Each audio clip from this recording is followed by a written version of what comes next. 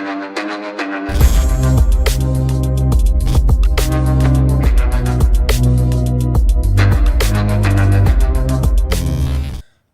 वालेकुम गाइस, मेरा नाम है रहमान अनवर और मेरा नाम है मोहम्मद सुहेल। और आज हम जिस वीडियो पर रिएक्ट करने जा रहे हैं, इस वीडियो का टाइटल है why most major companies have Indians has their CEOs.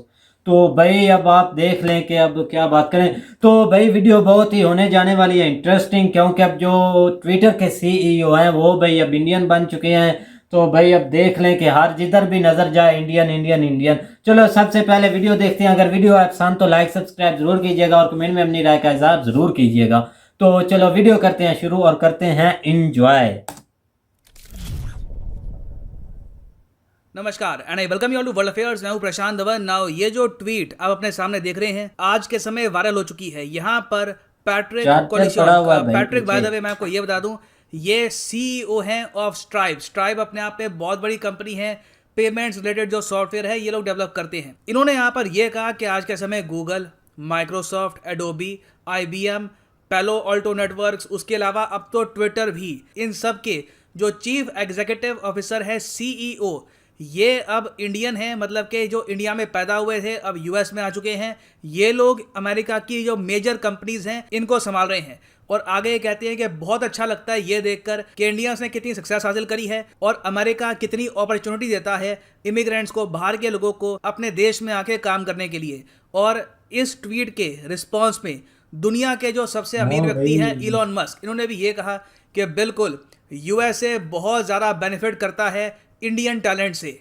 अब यहाँ पर आप कहोगे मगर ये कोई ऐसा टॉपिक है जिसको लेकर हम जश्न मनाएं, जिसको लेकर हम खुश हो, क्योंकि घूम फिर के हमारा टैलेंट हुआ क्या है कि हमारा टैलेंट जो इंडिया में काम कर सकता था, जो इंडिया में कंपनीज क्रिएट कर सकता था, वो इंडिया से बाहर चला गया और अब USA में जो इनकी मेजर कॉरपोरेशंस हैं उनको संभाल रहा है। तो सैड बात है, ब्रेन ड्रेन हो रहा है। ब्रेन ड्रेन को लेकर हम खुशियाँ क्यों बनाएं? देखिए एक टाइम पर बिल्कुल ऐसा होता रहा, मगर आज के समय ये काफ़ी हद तक रुक चुका है।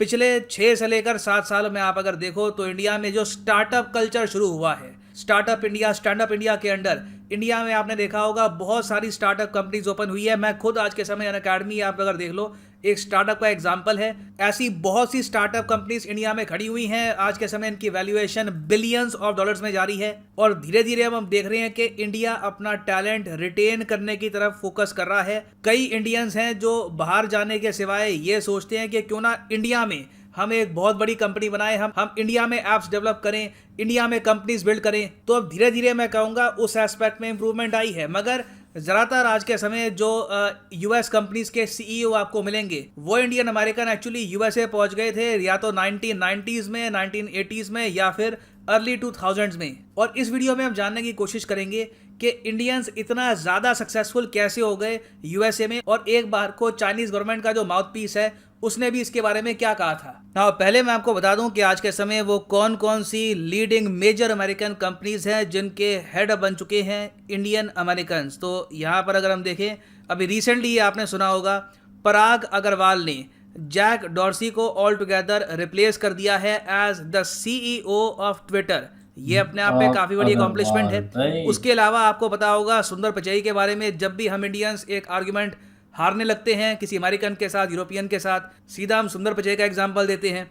उसके अलावा सत्या नडेला माइक्रोसॉफ्ट को लीड कर रहे हैं। फिर अरविंद कृष्णा भी एक बहुत ही बड़ा नाम है, IBM को आज के समय लीड कर रहे हैं, he is the CEO of IBM। उसके अलावा शांतनु नारायण ये CEO हैं एडोबी के, उस कंपनी के जिसके बहुत सारे सॉफ्टवेयर मैं यूज करता हूं, हो सकता है कि आप भी यूज करते हो। इस कंपनी के CEO भी इंडियन हैं। उसके अलावा निकेश अरोरा ये पैलो ऑल्टो नेटवर्क के CEO है। पैलो ऑल्टो नेटवर्क आज के समय क्लाउड कंप्यूटिंग में, साइबर सिक्योरिटी में एक बहुत ही ज़्यादा बड़ा नाम है USA में। और ये तो मैंने यहाँ पे आपको टॉप ऑफ द लाइन जो multi billion dollar multinational corporations हैं जो दुनिया भर में फैली हैं उनका नाम मैंने आपको यहाँ पे बताया है। उसके अलावा भी अमेरिका में आज के समय बहुत सी कंपनीज हैं जहाँ पर CEO, vice president, important positions पे आपको बहुत से इंडियन अमेरिकन मिलेंगे।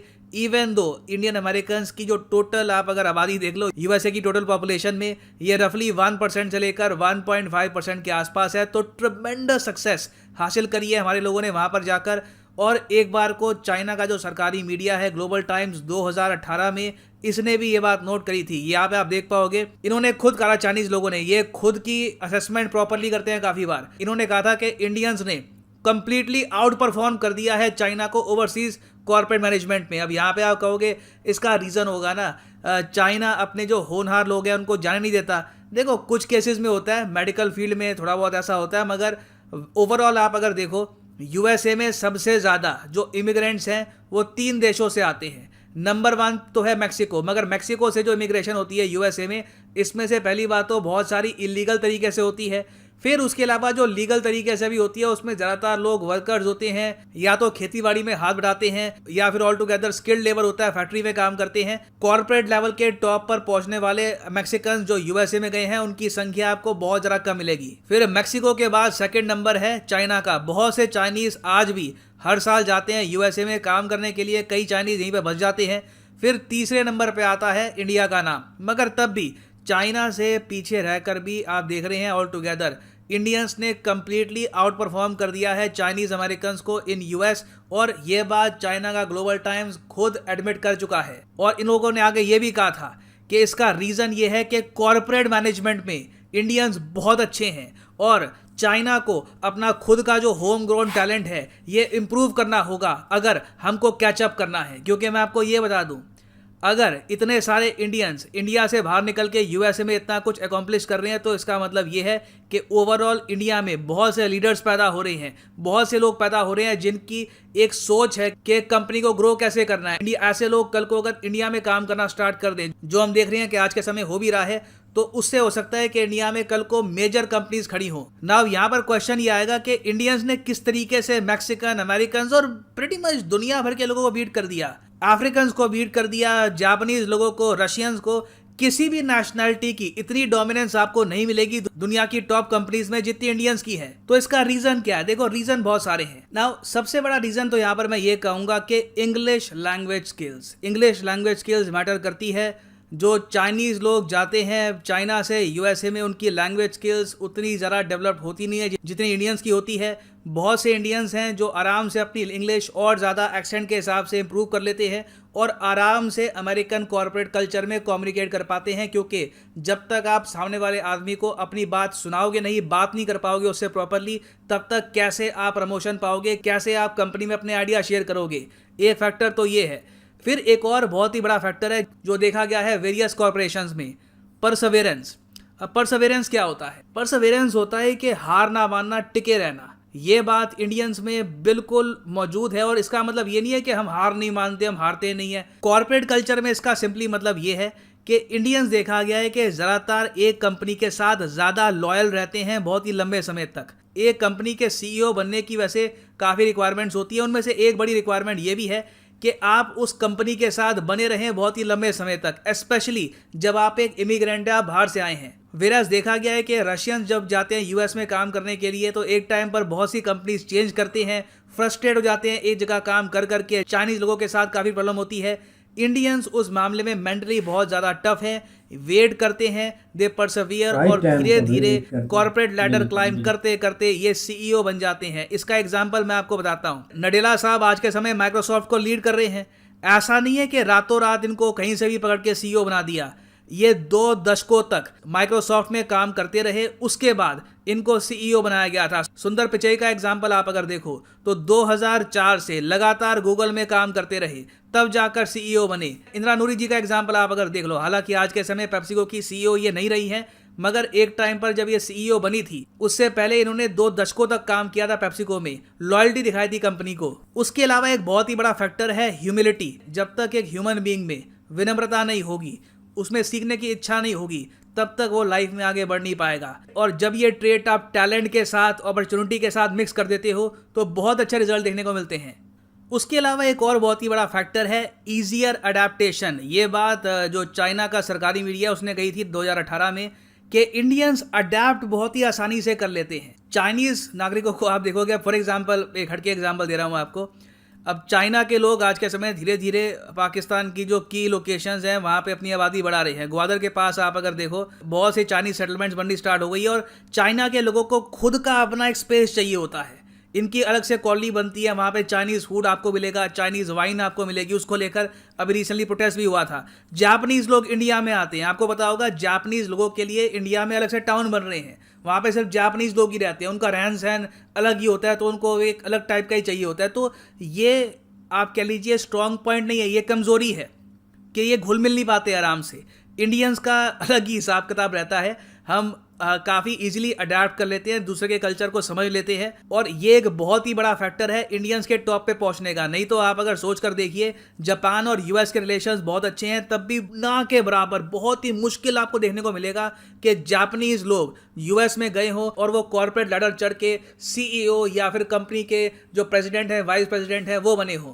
तो देखिए, टैलेंट हमारे देश में मौजूद बिल्कुल। है। अब तक ये टैलेंट बाहर ही जाता रहा था, बाहर जाकर भी देश के लिए कुछ नाम तो कमाया ही है, मगर अब टाइम आ चुका है कि जो रेपुटेशन हमने अर्न कर ली है कि इंडियंस बहुत ही अच्छे से कॉर्पोरेट कल्चर समझते हैं, अडैप्ट जल्दी कर लेते हैं, जल्दी सीखते हैं, सेम वही बातें हमको इंडिया में दोहराकर अपने जो स्टार्टअप्स हैं इनको स्ट्रॉन्ग करना होगा। और कोई बड़ी बात नहीं है कि भविष्य में आपको एक इंडियन माइक्रोसॉफ्ट दिखे, इंडियन गूगल दिखे, जो दुनिया भर में फैल जाए, दुनिया भर में नाम कमाए।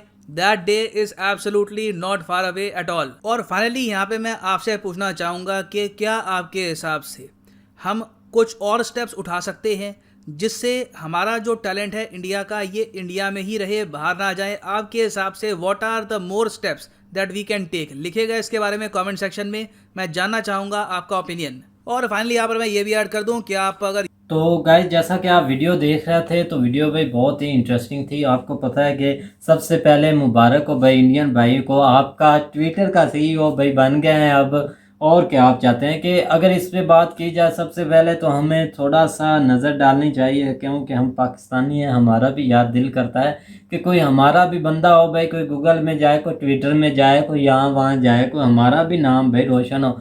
लेकिन यहाँ अगर बात की जाए तो कोई भाई इधर से बच्चा उठता है या कोई बड़ा उठता है या कोई भी है, सबसे पहले जो टैलेंट को है वो तो भाई सपोर्ट है ही नहीं, 0% भी नहीं। यहाँ तो टैलेंट को सपोर्ट करने की बात ही छोड़ दे। अगर यहाँ को पढ़ा लिखा है या जैसा भी है, कोई न्यूज़ पर बैठा है, कोई पॉलिटिक्स है या कोई भी है, एक ही सवाल है सबके माइंड में भाई, हमें कश्मीर हासिल करना है, हमें कश्मीर हासिल करना है। ओ भाई कश्मीर क्या, पता नहीं आप यार क्या कर रहे हैं कश्मीर, अब करेंगे आप क्या? वहाँ पे जाके आपने क्या घिसी करनी है कोई भाई, पता नहीं क्या यार, कैसे माइंड के बंदे हैं भाई। हर कोई कश्मीर कश्मीर लगा के बैठा है। कश्मीर को मैं तो सोचता हूँ कि इन्होंने कोई चीज़ ले लेनी और कश्मीर को खोदने लग जाना है, पता नहीं ऐसा इनका कोई माइंड है भाई, कोई इनकी समझ नहीं आती। अब आप इंडिया को देख लें भाई, आज वो सीईओ बन गए हैं, तो भाई एक नहीं, वहाँ पे गूगल में वो जैसे भी है जो बड़े बड़े सॉफ्टवेयर कंपनी है ना, बड़ी बड़ी कंपनी है उसमें इंडियन ही है ऑलरेडी। बिल्कुल ना, ये नहीं कि यूएसए में भी भाई, अबू धाबी में देख लें, हाँ वहाँ पे हर बहुत सिटी है मतलब भाई। हर मुल्क में इंडियन के मतलब बड़ी बड़ी कंपनियों पे आपको इंडियन ही मिलेंगे। बिल्कुल ऐसे भाई वो मेहनत करते हैं। और यहाँ लोग क्या करते हैं, यहाँ भाई यार मेरा पेपर पास करवा दो, आपको मैं 1500 रुपये दूंगा, 2000, अगर मतलब लो लेवल पे है, अगर हाई लेवल पे हाई लेवल की दे देंगे दूसरा पैसे। बस भाई यही काम चल रहा है। ऐसे कैसे तरक्की मिलती? मेहनत से भाई काम चलता है। 2 दहाइयों तक काम करना, जैसे कि भाई सर प्रशांत बता रहे थे कि 2 दहाइयों तक काम करते रहे हैं तो तब जाकर वो सीईओ बने हैं। तो इसीलिए ना कि हर एक चीज हार्ड वर्किंग भाई, हर एक चीज मेहनत मांगती है।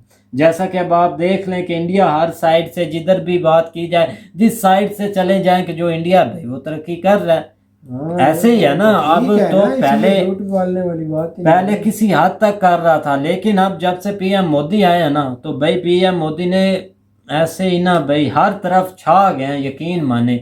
तो अब ये भाई मैं तो एक बात से एक ट्वीट से हैरान हूँ जो उसने किया ना, मतलब कि वो स्पेसशिप का एक बड़ा भाई लीडर है, नाम तो कंफर्म नहीं बताया भी है लेकिन माइंड में नहीं आ रहा भाई, उसने भी आकर इंडियन की तारीफ की है भाई। तो भाई उसका वर्ल्ड का सबसे बड़ा अमीर आदमी है। अमीर आदमी को छोड़ दे भाई, जो भी स्पेसशिप या मतलब कि उसने एक बयान दिया है कि मैं अगले 2050 तक मैं ऊपर दुनिया बसा लूँगा चांद पर। तो इस पर भाई वो काम शुरू भी उसने किया, उसकी कंपनी ने। पहले तो जब उसने ये किया था, मतलब बात की, तो सब उसको पागल बोलते थे, लेकिन अब उसने भाई ऊपर रोबोट भी भेज दिए हैं, वो भी काम कर रहे हैं भाई।